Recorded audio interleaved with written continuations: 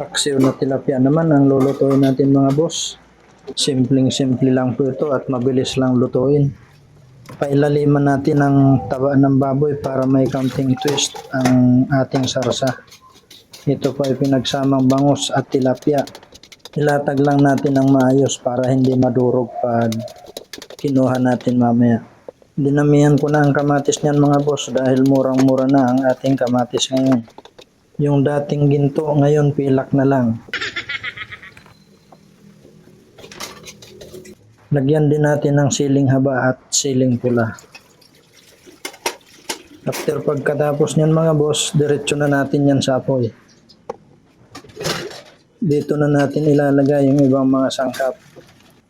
Para habang naglalagay tayo ng ibang mga sangkap,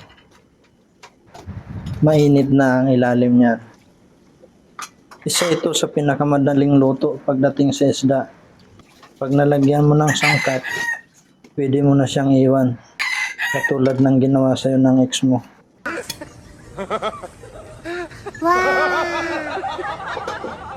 Wow! Wow! Yan, ito na siya mga boss. Ito na yung ating paksiw na nagmamantika ang sabaw. Perfect na perfect sa kanin mga boss. Kaya ano pang hinihintay? Kain na na.